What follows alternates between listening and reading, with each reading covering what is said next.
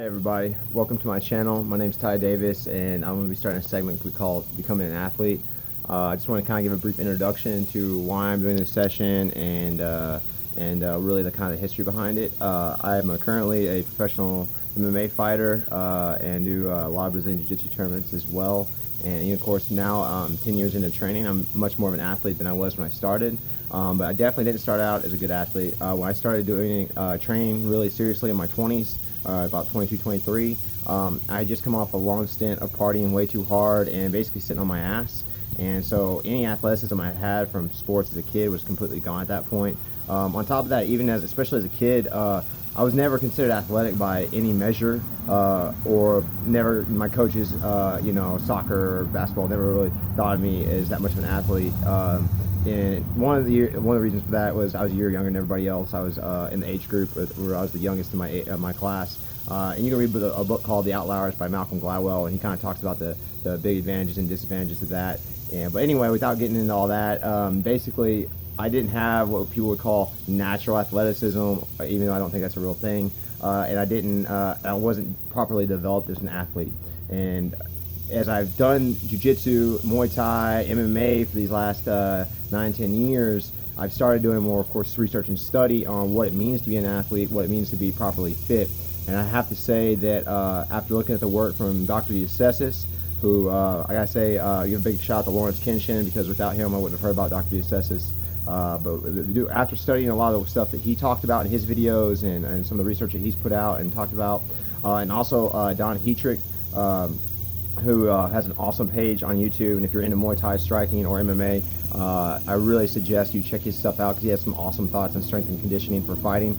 But after really studying what those guys talked about with athleticism and giving especially Dr. DeAssessis' background and what he had to say about athleticism, I realized how important it is to have a proper foundation with your athletic training, and it was definitely something I never did. And I really noticed it when I thought back on my working, when I worked out with people who did have that foundation.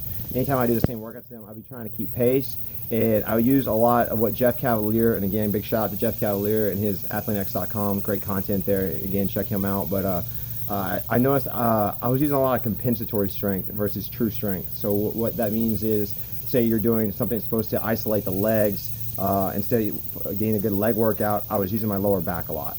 And that was a really bad habit for me. I also always had a really hard time developing the chest muscles because I was always compensating using too much shoulder. So I'd be doing like a bodybuilding workout and my shoulders would be blowing up compared to my chest, which would still just stay flat and wasn't getting good activation.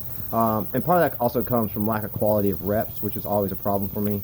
So due to all that, I really started looking into what to do to become a serious athlete and how to build the foundation, and started making steps towards that. I started doing a 1x20 workout that Dr. DeAssessis talked about, and I did that for a little bit. And right now, the big thing that I'm doing, and I'm going to start talking more and more about, is a workout from Ross Edgley.